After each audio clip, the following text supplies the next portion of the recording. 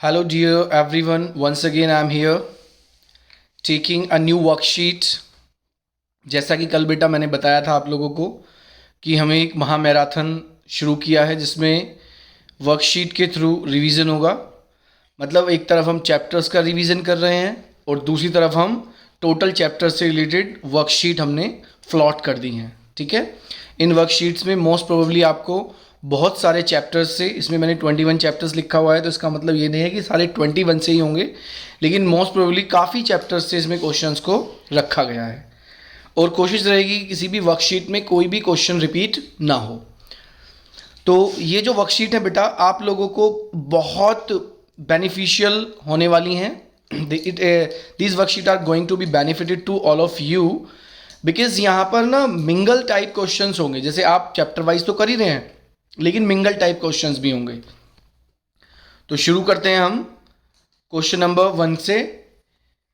In which year the Habsburg rulers granted more autonomy to the Hungarians. ये nationalism Europe chapter से है।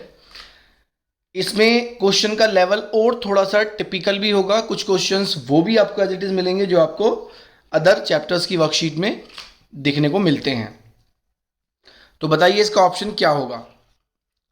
इसका option होगा बेटा फर्स्ट का होगा सी 1867। फर्स्ट क्वेश्चन का आंसर होगा 1857। मूव टू नेक्स्ट क्वेश्चन बेटा। चलिए, arrange the following in a chronological order. तो देखिए बेटा, चेक कीजिए क्या होगा। फर्स्ट दिया हुआ है, first Malayalam book was printed, Calcutta Supreme Court pass regulation to control press freedom, fairy tales printed by Grimm Brothers, and fourth है मार्टिन लूथर रोट 95 थीसिस। देखिए आज ही की वीडियो में ये क्वेश्चन था प्रिंट एंड कल्चर से। ठीक है, तो देखिए यहाँ मिल जाएगा। मेरी जो लाइंस हैं वो बिल्कुल क्रिस्टल क्लियर हैं। आप जो भी मैं यहाँ करा रहा हूँ बेटा किसी ना किसी फॉर्म में एग्जाम पेपर पर आपको मिलेगा ही मिलेगा। ठीक है, तो वीडियोस को लाइक शेयर करना ना भूलें बेटा। जो नए अभी चैनल से जुड़े हैं लोग वो सब्सक्राइब कर लें, क्योंकि आने वाले टाइम में और बच्चों के लिए भी ये बहुत ज़्यादा बेनिफिशियल होने वाली है जो हमारी क्लासेस हैं इसमें। अभी जो वीडियो के थ्रू हमारा रिवीजन है, चलिए तो डेफिनेटली आपने लगा दिया होगा अपना टिक अपने पास कि क्या ऑप्शन होगा इसका। तो मेरी तरफ से बेटा इसका आंसर होगा ए। ठीक है, तो अपने आंसर के साथ आप इसको मैच कर लीजिए। क्वेश्चन नंबर 3 की तरफ चलते हैं हम। Identify the soil with the help of given clues. Agriculture chapter में आपने पढ़ा होगा सॉइल के बारे में, या आपने पढ़ा है रिसोर्स एंड डेवलपमेंट में। इतना तो बेटा समझते ही होंगे। तो रिसोर्स एंड डेवलपमेंट में जब सॉइल आया होगा वहाँ तो उसके टाइप्स आपने पढ़े होंगे। Okay, it is acidic in nature, it is rich in iron, it is found in hills summits of eastern western ghats and Assam hills। तो क्वेश्चन नंबर 3 का आंसर आप बताइए क्या होगा। तीनों को अगर हम देखते हैं तो तीनों को देखने से हमें पता चलता है कि इसका ऑप्शन नंबर बी बिल्कुल करेक्ट होगा, laterite soil. Question number 4, which one of the following is an example of cultivable waste land. Cultivable waste land का एग्जाम्पल कौन सा है बताइए बेटा क्या होगा। कल्टिवेबल वेस्ट लैंड मतलब जिसको हम कल्टीवेट कर सकते हैं लेकिन वो भी कुछ समय के लिए वेस्ट पड़ा हुआ है। तो क्या आंसर इसका होगा बताइए। क्रॉस क्रॉप्ड एरिया कोई मतलब नहीं है, बैरन वेस्ट लैंड तो बिल्कुल ही बेकार हो जाता है बेटा। Current fellow land, current fellow land मतलब अभी है। ठीक है, जरूरी नहीं है कि ये आगे भी रहे, तो हम ऑप्शन नंबर सी के साथ जाएंगे। Okay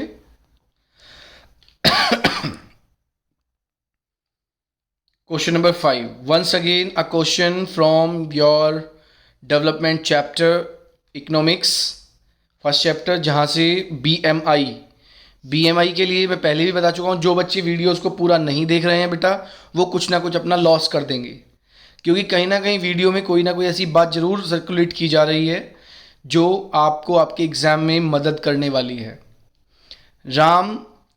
Ram's wait is 98 kilograms, ये राम्स है बेटा, अपॉस्ट्रोफी एस आएगा इसमें, and his height is 165 centimetre. Find out his body mass index from the following options. Formula जो पहले ही आपको बताया जा चुका है, आप कीजिए इसको अपने आप रफ पर। I am going to tick the answer here.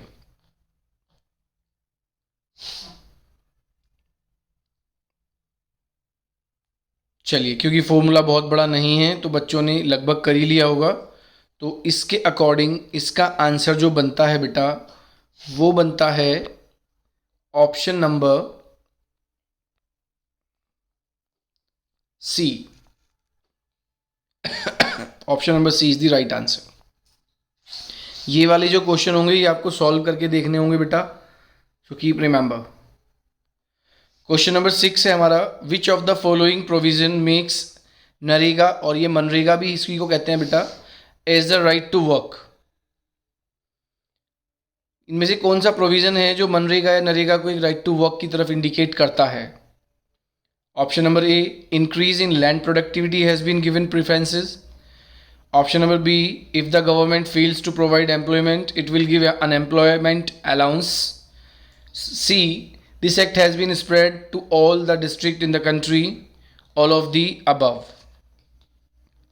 तो बताइए क्या होगा इसका आंसर? इसका आंसर होगा बेटा option number B.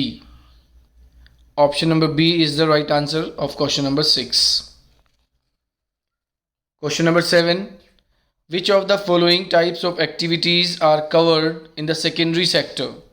Sectors of Indian economy chapter से है, जहाँ आपने 3 तरह के सेक्टर्स को अच्छे से पढ़ा है, primary, secondary and tertiary, right. So आपको बताना है कि कौन सी activity, types of activities are covered in the secondary sector, कौन सी एक्टिविटीज़ इसके अंदर होती हैं। तो चलिए, option number 1, goods are produced by exploiting natural resources, it includes agriculture, बिल्कुल भी नहीं। Natural products are change through manufacturing, it generate service rather than goods. Secondary की बात कर रहे हैं तो आपका बी और डी तो बिल्कुल नहीं होता, ठीक है। तो फिर क्या होगा? Natural products are change through manufacturing, तो इसको मैन्युफैक्चरिंग सेक्टर भी कहते हैं, मैन्युफैक्चरिंग सेक्टर में भी ये आता है।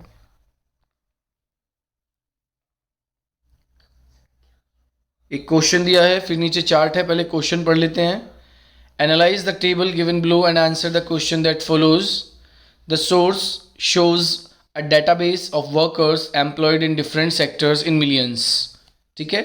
एक प्राइमरी, सेकेंडरी और टर्शरी का आपको एक कभी चार्ट दिखेगा, तो उसमें आपको देखना है, और क्वेश्चन पूछा गया है calculate the percentage of people in an organise sector. ऐसे क्वेश्चन भी आते हैं बेटा, याद रखना, ठीक है। तो आपको बताना है प्राइमरी ऑर्गेनाइज सेक्टर की परसेंटेज आपको बतानी है।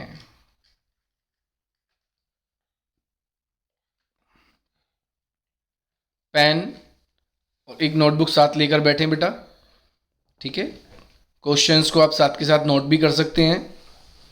ऐसे क्वेश्चन नोट करने की ज़रूरत नहीं है क्योंकि इनमें डिजिट्स चेंज होंगी, लेकिन ये सिर्फ आपको एक आइडिया मिल जाएगा। तो चलिए, क्वेश्चन नंबर 8 है हमारा और इसकी तरफ हम जाएंगे। तो क्वेश्चन नंबर 8 का आंसर हो जाता है आंसर नंबर बी, ठीक है। सॉरी। चलिए, question number 9। Question number 9 picture based question है। एक बच्चा है अनिकेत, तो बेटा ये आपने जो पूछा था कि इमेज वाले क्वेश्चंस, पिक्चर वाले क्वेश्चंस, तो इन वर्कशीट्स में आपको देखने को मिलेंगे बेटा। Following image is a caricature of which personality in the German Reichstag, उनकी पार्लियामेंट का नाम है, फ्रॉम फिगैरो वियना आइडेंटिफाई। बताइए ये कौन है इस पिक्चर के अंदर। जब आपको जर्मन का पता है तो जर्मन का जैसे ही आपको पता होगा तो फिर आपको ओटो वॉन बिस्मार्क का भी पता होगा, ठीक है। तो ऑप्शन बी के साथ हम जाएंगे। क्वेश्चन नंबर 10 आ जाता है हमारे पास, जो कि हमारा है assertion reason based questions. There are two statements, जरूरत नहीं है इनको पढ़ने की, डायरेक्ट एजर्शन पर चलते हैं। Community government in Belgium is elected by one language community. Reason: community government helped in resolving conflict between different linguistic groups. Question number 10. तो आप बताइए इसका आंसर क्या होगा। पहला सेंटेंस कह रहा है community government in Belgium is elected by one language community. तो जैसा कि चैप्टर में था बेटा, उसके हिसाब से वन लैंग्वेज से तो कम्युनिटी नहीं बनी थी। हाँ, वन लैंग्वेज को और ऐड किया गया था जिसमें Dutch, French and German language थी। तो पहला तो हो जाता है बेटा गलत। Community government helped in resolving conflict between different linguistic groups, और दूसरा हो जाता है सही। तो आप कहेंगे A is false but R is true. Okay, तो ऑप्शन नंबर डी के साथ आप जाएंगे। चलिए, नेक्स्ट क्वेश्चन है आपका क्वेश्चन नंबर 11। चलिए मैं ऊपर कर लेता हूं इसको। क्वेश्चन नंबर 11 के साथ चलेंगे अब हम। Who ruled France in 1830s and was forced to flee after unemployment caused workers to revolt on roads. France में 1830 में किसने रूल किया और उसको फोर्स किया गया फिर वहां से भागने के लिए, जब वर्कर्स को काम नहीं मिला था तो उन्होंने रिवोल्ट करना शुरू कर दिया था। तो फ्ली जैसा लिख रहा है, उनका नाम भी कुछ ऐसा ही है, वो भी फ्ली ये भी फ्ली, तो फिलिप्पी कर दीजिए बेटा। किंग लुई फिलिप्पी थे, जो इसका आंसर क्वेश्चन का होगा। चलिए बेटा, इसके बाद चलते हैं हम क्वेश्चन नंबर 13 पे। फिर से एक एजर्शन रीजन बेस्ड क्वेश्चन है। Constitutional provisions are necessary for the success of federalism. Okay, Reason: the spirit of federalism, respect for diversity and desire for living together became a shared ideal in our country. बताइए बेटा इसका answer क्या होगा। चलिए, आपने सोच लिया होगा, मैं आपका यहाँ पर टिक लगा देता हूँ और इसके अकॉर्डिंग आंसर बनता है option number B. Both A and R true but R is not the correct explanation of ए।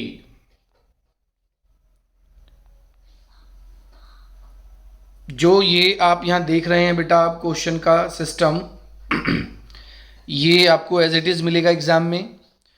और जो आपके चैप्टर वाइज क्वेश्चंस हैं, definitely they are going to help you out to select such type of questions, to opt such type of questions.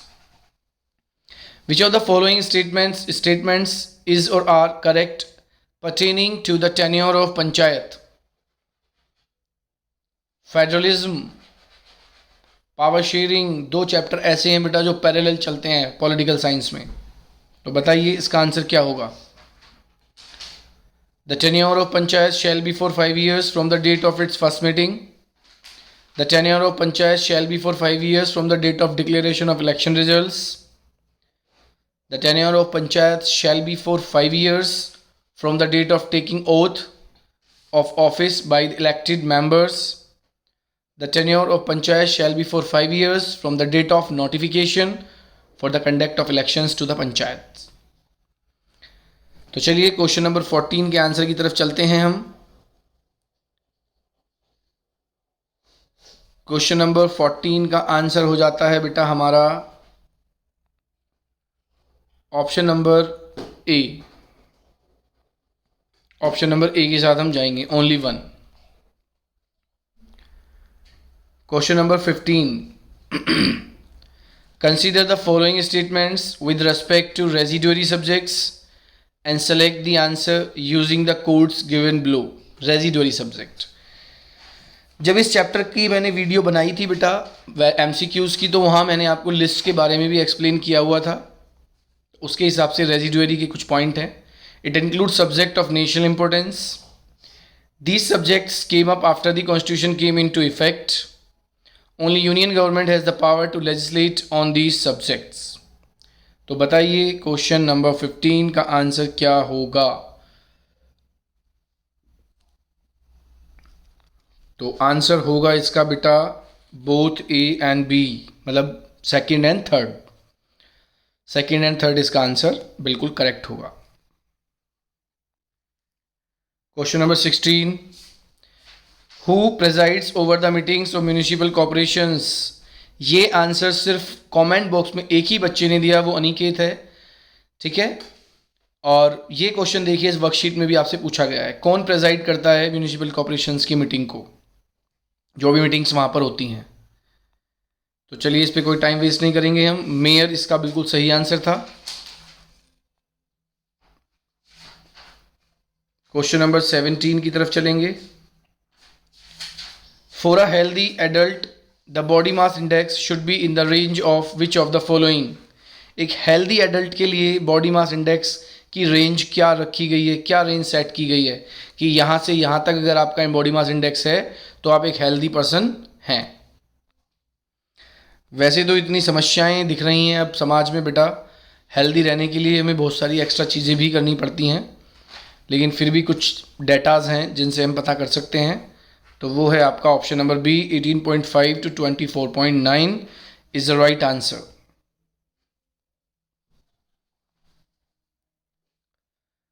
Question number 18 की तरफ चलते हैं। If the population of India in 2019 was around 1.36 trillion with a GDP of $2.72 trillion, calculate the per capita of India and choose the correct option from the following। आप choose कर लीजिए, आप इसको निकाल लीजिए बेटा। पर कैपिटा इनकम होती है total income upon total population. जो फॉर्मूला क्या होता है, फॉर्मूला होता है इसका बेटा पर कैपिटा इनकम का फॉर्मूला अगर हम देखते हैं तो उसको हम बोलते हैं PCI is equals to total income upon total population. Per capita income को क्या कहेंगे हम, total income upon total population. तो इसके थ्रू आप इसका आंसर निकालिए और मुझे कमेंट बॉक्स में इसका आंसर दीजिए। क्वेश्चन नंबर 19 फिर से आपका assertion रीजन बेस्ड क्वेश्चन ही है। Leela works 5 days a week, receives her salary on the last day of each month and gets medical benefits from her firm. Okay. Leela is working in an organized sector. Indian जो sectors वाला chapter है वहाँ से question pick किया गया है। तो आप बताइए, ऑर्गेनाइज्ड एंड अनऑर्गेनाइज्ड सेक्टर्स पर 5 नंबर का क्वेश्चन स्टूडेंट्स आता है। सो प्लीज़ गो थ्रू कर लेना। डायरेक्ट क्वेश्चन पूछा जाएगा, differentiate between organised unorganised, differentiate primary secondary and tertiary, differentiate on the basis of ownership. अलग अलग तरह से क्वेश्चन यहाँ से बनते हैं। तो चलिए क्वेश्चन नंबर 19 के साथ चलते हैं हम। Question number 19, A is the correct answer. Question number 19, A is the correct answer बेटा। हम ए के साथ जाएंगे। Question number 20 of this worksheet. What will be the top priority in the developmental goals of a native craftsman? Identify from the given options. क्योंकि देखिए developmental गोल सबके अलग होते हैं। एक गर्ल के लिए डेवलपमेंट गोल अलग है, फार्मर के लिए अलग है, एक सोल्जर के लिए अलग है, बिजनेसमैन के लिए अलग है, जो लोग जंगल में रह रहे हैं उनके लिए अलग हैं बेटा। तो सबके लिए डेवलपमेंटल गोल अलग होते हैं। तो यहाँ आपसे पूछा है नेटिव क्राफ्ट्समैन, एक किसी देश में रहने वाले क्राफ्ट्समैन के लिए क्या होगा। More days for work and better wages बिल्कुल भी नहीं होगा। More demand for local and handmade goods, okay. Expansion of rural economy बिल्कुल भी नहीं होगा। तो हम जाएंगे ऑप्शन नंबर बी के साथ। एक क्राफ्ट्समैन को चाहिए कि उसके सामान का जो बना रहा है उसकी ज़्यादा से ज़्यादा डिमांड हो। Last question of the worksheet आपके सामने। लिस्ट 1 एंड लिस्ट 2 में कुछ पॉइंट दिए हैं। ग्राम सभा, ग्राम पंचायत, ज़िला परिषद, पंचायत, मंडल्स। और इनके सामने इनके ऑप्शंस भी दिए हुए हैं, आप मैच करेंगे, ठीक है। और मैच करके इसमें इनके अदर्स ऑप्शन नहीं है, आप सेल्फ क्रिएट कर सकते हैं इसमें ऑप्शन बेटा, राइट। इसमें ऑप्शन, चलिए हम अभी बना लेंगे इसको। तो आप सोच लीजिए इसमें क्या आंसर होगा। तो यहाँ से भी ये आपके 2 क्वेश्चन बनते हैं, इसके आप मुझे आंसर बनाकर आप कमेंट बॉक्स में डालेंगे, क्योंकि ये बहुत सिंपल इसमें चीज़ें दी हुई हैं, कौन क्या होता है, किसकी वजह से कौन सी चीज़ बनती है, ठीक है। So children, this was the worksheet, second worksheet from wisdom classes बेटा। ये रेगुलर वर्कशीट आपको मिलेंगी, डिस्क्रिप्शन में जाकर आपको इसकी PDF अवेलेबल होगी, वहाँ से आप डाउनलोड कर सकते हैं। डिस्क्रिप्शन में आपको बेटा और भी वीडियोस के लिंक मिलेंगे, जो बच्चे पहली वीडियो नहीं देख पाए हैं तो वो वहाँ से वीडियोस देख सकते हैं। चैनल को सब्सक्राइब कर लीजिए बेटा, लाइक शेयर और कमेंट करना बिल्कुल ना भूलें। एक क्लिक करना होता है लाइक पर आप लोगों को, बस, इससे ज़्यादा आपको कुछ नहीं करना बेटा, ठीक है, जिससे मैं आपको आगे भी कुछ ऐसी वीडियोस अवेलेबल करा दूं। तो ये आज का हमारा रिवीजन था, मिलते हैं आप लोगों से नेक्स्ट क्लास में। ये आपके लिए आंसर्स हैं, यहाँ इसका आंसर मेंशन तो हुआ है लेकिन यहाँ टाइप नहीं हुआ है बेटा, तो आप लोग क्रिएट कर लेना इसमें और मुझे कमेंट बॉक्स में डाल देना, ठीक है। टेक केयर योर सेल्फ, मिलते हैं आपसे नेक्स्ट वीडियो में। Enjoy your day, enjoy your studies.